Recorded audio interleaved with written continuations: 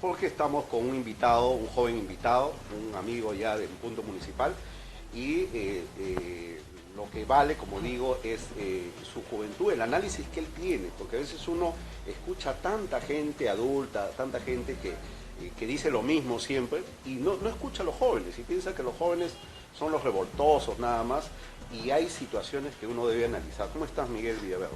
Bien, muchas gracias, ¿no?, por invitarme a su programa. Creo que es, ¿no?, una de las pocas veces que hemos compartido alguna entrevista, y sí, ¿no?, suceden tantas cosas en el país que es necesario dar también un punto de vista alternativo desde el marco de la juventud, de las nuevas generaciones que vamos tomando también protagonismo, ¿no?, en la vida política. Miguel, un tema importante que quería hacerlo, yo me he enterado por distintas entrevistas que tú tienes, ahora estamos en televisión, en Cable Más, en VHTV, es el tema de lo político, lo que pasó con el gobierno, el tema de Vizcarra, y había muchos jóvenes, había un grupo de personas que pedían que todos se vayan. Yo a veces criticaba este tema, porque siempre a uno le gusta estar con el tema de la Constitución, el tema del derecho, pero a veces eso como que no coincide con lo que uno vive, pues. ¿Qué es lo que ustedes opinan de todo lo que ha pasado, la entrada de Vizcarra y todo este tema político? Bueno, sin lugar a dudas era un desenlace que ya habíamos pronosticado, ¿no? La caída de un presidente como Kuczynski, carente, ¿no?, de liderazgo, carente de respaldo ciudadano, el cual carecía también de credibilidad y que lamentablemente se transformó en toda una crisis a través de del tema de la corrupción que desencadenó el tema de Odebrecht, y agudizado con este tema de los gengivideos, ¿no?, que se ha evidenciado, donde el expresidente Kuczynski prácticamente negociaba con recursos del Estado peruano, con plata de todos los peruanos, para de manera impune quedarse, ¿no?, en el gobierno. En ese sentido, esto ha sido un paso ya de cómo a través de toda la vida republicana en el Perú se ha venido dando gobiernos frágiles, ¿no?, que inclusive no han terminado su mandato, ¿no? Hacía el alcance de que en la década del 40 José Luis Bustamante Rivero también tuvo un golpe de Estado, al igual que Fernando Belaúnde, ¿no? En ese sentido, son gobiernos frágiles que te indican de que en el Perú hay toda una tradición, ¿no?, que justamente estaba reflexionando en esta semana, que era un tema de reflexión también, no tan santo, ¿no?, yeah, pero sí creo que ameritaba ver la política desde este lado, ¿no? Porque los opinólogos de la derecha han salido, ¿no?, a decir de que hay que dar continuidad a este gobierno, que se va a cambiar la cosa y que ¿Tú piensas que es lo mismo? En realidad yo lo que creo es de que se ha cambiado el presidente, pero el gobierno sigue siendo el mismo. Eso es lo que analizabas con Yasmín, porque veíamos, por ejemplo, el gabinete, y son los mismos, es el viceministro, es el incluso se ha profundizado, porque sí, porque al pactar, ¿no?, este nuevo gabinete, el grupo de gobierno ha tenido que generar alianzas, ¿no?, tanto con el fujimorismo, vemos varios ministros, Alianza por el Progreso, con el primer ministro, pero también con el Frente Amplio, ¿no? Tenemos esta ministra de Inclusión Social, ¿no? En ese sentido, es un gabinete que en realidad da más concesiones, ¿no?, a la derecha, y yo creo que los que se rearman en ese escenario son ellos, ¿no? La izquierda, por nuestra parte, permanece un poco dispersa, ¿no? Tenemos la confrontación todavía de Frente Amplio con Perú, tenemos un nuevo espacio que se ha formado a través de varios partidos políticos de izquierda, que es Juntos por el Perú, el cual tenemos también un proceso interno, y está por otro lado también Democracia Directa. Entonces tenemos un escenario disperso de la falsa izquierda. ¿Tú crees que esto va a llegar a que la diferencia de clases se vea más notoria? Porque hay cosas que el gobierno quiere ocultar, que existe ya demasiada pobreza, demasiado rechazo del vecino. Indudablemente, ¿no? Las diferencias y la lucha de clases siempre está presente, ¿no? O sea, por más de que haya un gobierno inclusive de izquierda, siempre va a haber brechas, desigualdades, las cuales se tienen que buscar canalizar, ¿no?, y dar una salida democrática. Por eso creemos de que no es un tema, le decía en la mañana a algunos periodistas, de que no era un tema de solamente cambiar ministros o cambiar presidentes, sino nuestro problema es un tema más profundo, ¿no? Es una crisis de régimen, ¿no? O sea, una crisis de la república. Yo considero que en el Perú no es una república, no es una republiqueta, porque sus instituciones son débiles, ¿no?, y no garantizan. Tenemos un Estado que no garantiza seguridad, no garantiza salud universal, no garantiza educación gratuita y de calidad, y en ese sentido que ni siquiera garantiza lo más ínfimo, que es el tema de la soberanía, ¿no? Se entrega nuestro país a manos extranjeras, ¿no? ¿Y quién lo avala? Pues la Constitución mafiosa de 1993, que se cumple en 26 años, ¿no? El día de mañana. Mañana, 5 de abril. Tú como vecino de Villa El Salvador y tocando ya el tema de lo que es municipios y municipalidades, ¿qué te parece pues que ahora que ya no hay reelección, ¿no? Si algunas autoridades están viendo pues otras opciones, ¿no? De repente las provinciales, en algunos casos los distritos aledaños. ¿Cuál es tu opinión acerca de esto como joven y como vecino de Villa El Salvador? Claro, indudablemente el juego electoral induce esto, ¿no? Parte de la crisis es justamente esto, ¿no? Lo que tenemos que primero analizar es que no son partidos los que están en la participación electoral, sino son rótulos electorales, movimientos, ¿no? Yo me pregunto si el partido de gobierno es realmente un partido, ¿no? O sea, en realidad es una nomenclatura electoral y una agrupación de líderes, ¿no? De diferentes tiendas que han formado este conglomerado que es el partido de gobierno, ¿no? Que a las luces hemos visto que es un partido débil, ¿no? Que no puede garantizar ni siquiera su propia institucionalidad, ¿no? Entonces, al igual que ellos, tenemos la experiencia de los gobiernos que han sido, de los partidos que han sido gobierno, ¿no? Para citarte un ejemplo, el partido de Humala, el Partido Nacionalista, llegó al gobierno y se destruyó ese partido. El partido del APRA, ¿no? Llegó al gobierno y se partió en 4, ¿no? Así han ido pasando. El partido de Toledo, ¿no? Ganó las elecciones, fue presidente, ahora perdió la inscripción. O sea, en sí, esta forma de elegir y esta forma de llevar a cabo una elección no garantiza la institucionalidad de los mismos partidos, ¿no? O sea, y eso pasa hacia abajo, no me dejarán mentir, de la falta de credibilidad y justamente esos temas de corrupción que vivimos en el país también se reflejan y con mayor énfasis en las municipalidades. Tenemos acá al señor Iñigo, tenemos al señor Miyashiro en Chorrillos, el señor Altamirano en San Juan, una mafia en Villa María del Triunfo, o sea, los topos, ¿no? De Liuche. Entonces, hay toda una cuestión que el sistema tal como está es el terreno fértil, ¿no? Para la delincuencia, para la corrupción, para el crimen organizado, para el narcotráfico, ¿no? Y por eso esta crisis no es solamente política, sino también es una crisis de régimen, ¿no? O sea, que te indica de que tienes que refundar la república a través de una nueva constitución política, ¿no? Entonces esa es la salida política que nosotros damos al escenario, ¿no? Porque podemos elegir autoridades, pero en realidad el fondo sigue siendo el mismo, ¿no? ¿A ti te parece ético, por ejemplo? No, no me parece ético, lo cual a mí me parecería más ético de que no haya reelección, ¿no? En ninguno de los... No, pero si no ya hay fuiste... pero, no, ¿qué? pero hay un gran vacío, hay un gran vacío, mejor ¿no? dicho, Hay esa un es la gran ley, esa es vacío. la trampa que Claro, no porque puede si no aprovechar. después va a ser el candidato en Surco, El candidato en hijo, San no, Juan. y el hijo, sí. el hermano, el cuñado. Y el sistema electoral tal como está invita a que el que más invierte sea propenso a ser el elegido. En ese sentido, eso es una de las cosas que se tiene también que aclarar, ¿no? Que es el tema de la ley de partidos, ¿no? Y de financiamiento, ¿no? El Estado no le puede dar plata a un partido político, pues no, como actualmente está. Y eso es algo que no es ético, ¿no? Como también no es ético de que algunos negocien, ¿no? El tema de espacios políticos con dinero del mismo Estado, como lo intentó hacer el señor Kuczynski, ¿no? En suma, nosotros también tenemos la predisposición de coadyuvar en este proceso, porque sabemos de que hacer una nueva constitución no es fácil, ¿no? Obedece a un debate, obedece justamente a que los sectores tanto sociales, organizados de la sociedad peruana tengan representación en lo que sería una nueva constitución, ¿no? El marco jurídico que cambiaría las cosas es el tema de la constitución, ¿no? Que el día de hoy es excluyente, es antitrabajador, es antilaboral, ¿no? Y hipoteca nuestros recursos a manos extranjeras, ¿no? Así es, Miguel. Vamos a seguir conversando. Queremos también conocer el tema de la propuesta de Juntos por el Perú. Vamos a hablar de todos estos temas en los próximos minutos, siempre en Punto Municipal del Mente. Así es, Ricardo. Entonces vamos a ir a una pausa comercial y vamos a continuar aquí hablando con Miguel acerca de las propuestas que hay. Yasmín Malaver y Ricardo Hurtado están presentando en Punto Municipal.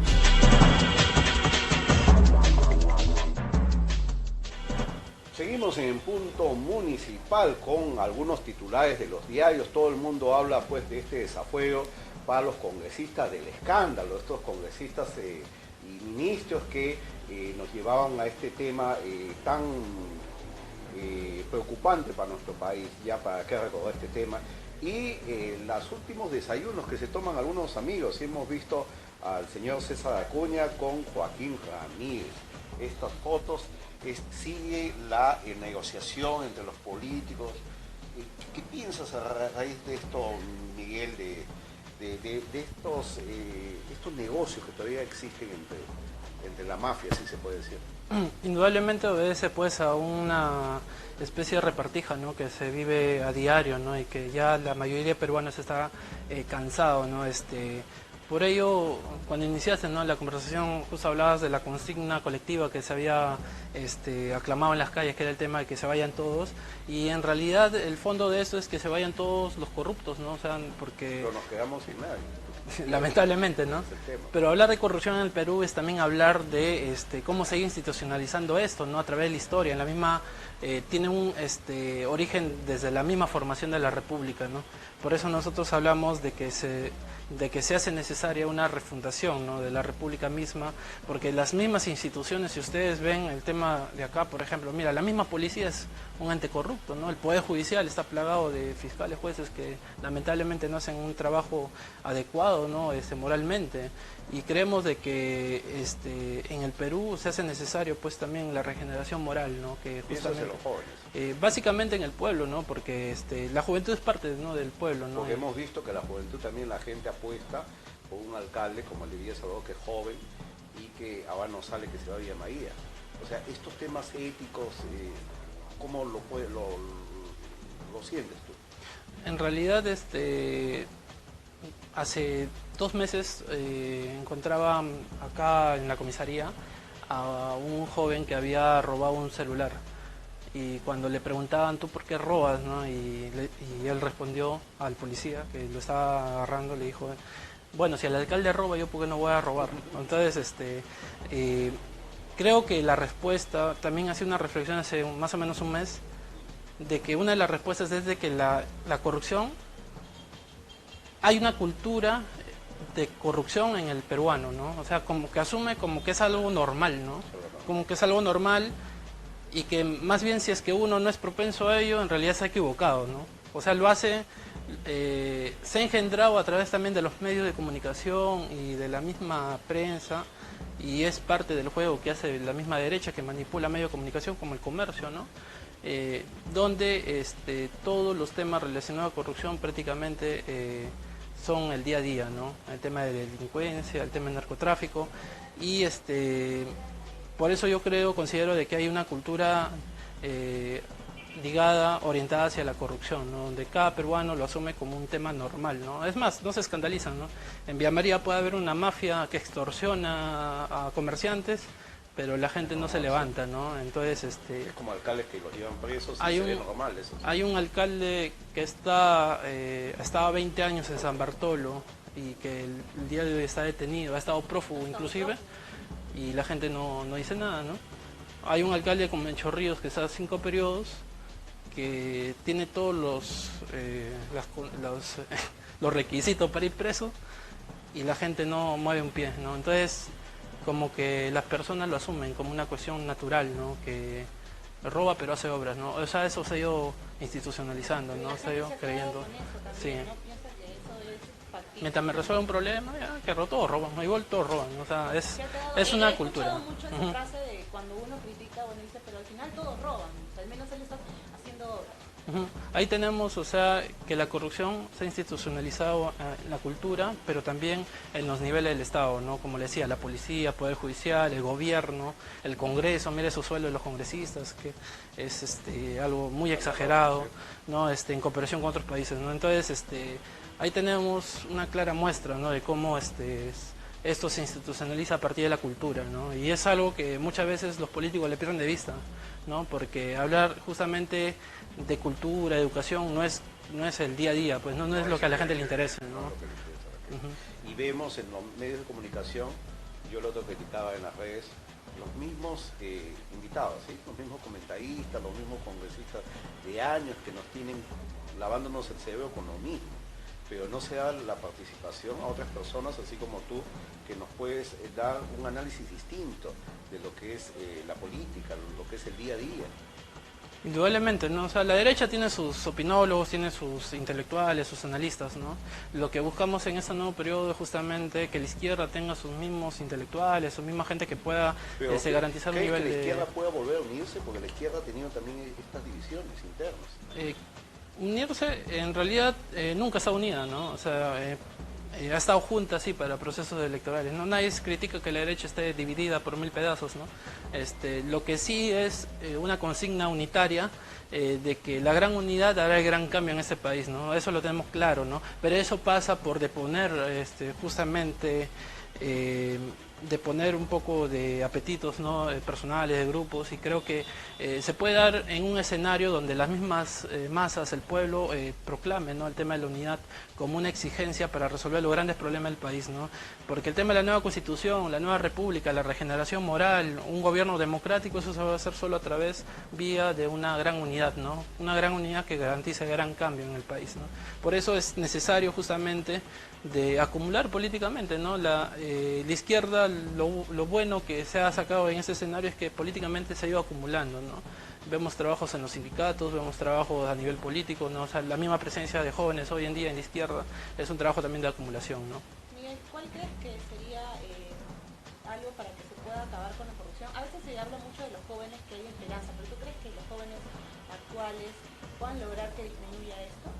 Mira, hay países donde se ha ido generando un proceso de cambio, ¿no? Y donde podemos ver algo no tan lejano, ¿no? Como quizás, bueno, para empezar algo como China, ¿no? Donde aquel funcionario corrupto tiene pena de muerte, ¿no? O sea, es condenado con pena de muerte. Y eso es algo que estamos muy lejos quizás de implementar, porque yo creo que sí levantaría mucho polvo, ¿no? Pero acá nomás en Bolivia, ¿no? Evo Morales, cuando entró al gobierno, había un 82% de ganancia de las de lo que vendría a ser la extracción de recursos naturales, entre ellos el gas, para las empresas transnacionales, y un 18% para Bolivia, para el Estado boliviano. Cuando él entró cambió esa figura, ¿no? 82% para el Estado y un 18% para las empresas. Aún sigue siendo negocio, por eso las empresas no se fueron y siguen ahí. Pero potenció el tema de la cultura, el tema de educación. Bolivia es el único país de Sudamérica que tiene señal propia, ¿no? No le paga telefónica, tiene un satélite, ¿no? O sea, tienen ellos avances en lo que es educación, en lo que es economía, ¿no? Entonces, ahí justamente lo logra a través de reafirmar justamente el tema de la moral, ¿no? O sea, no podía concebirse todo ese cambio si es que había autoridades corruptas, comenzando con el presidente, ¿no? Le pueden acusar de todo a Evo Morales, pero nadie se puede acusarlo de corrupto, ¿no? Él es dirigente sindical, ¿no? Ha sido también parlamentario, cocalero, parlamentario y presidente, ¿no? Yo creo que el tema de la moral va de la mano con la política, ¿no? Lo decía Mariátegui, ¿no? Mi vida y mi obra constituyen una sola cosa, ¿no? Yo no puedo ser un político, charlatán y todo, y ser alguien que no, un corrupto o alguien que engaño a mi esposa, ¿no? O sea, la vida y la política constituyen un solo elemento. Así es, Miguel, te agradecemos tu presencia, estos aportes muy importantes para todos los televidentes que han estado con nosotros el día de hoy en el punto municipal. Gracias, Miguel. Sí, gracias a ustedes y espero que no sea la última vez. No, de todas maneras va a haber otra vez. Sí. ¿Yasmín? Así es, Ricardo. Bueno, vamos a volver el día de mañana con más noticias municipales y más candidatos también para todas las personas y para los diferentes distritos que nos dicen traigan candidatos, ¿no? También hay, así que nos vemos el día de mañana en el punto municipal. Así es, y mañana vamos a tener a un emprendedor, mañana vamos a tener el tema del emprendimiento, vamos a hablar del café mañana, así que mañana nos vemos, sigan en la excelente sintonía de VHTV, Canal 3.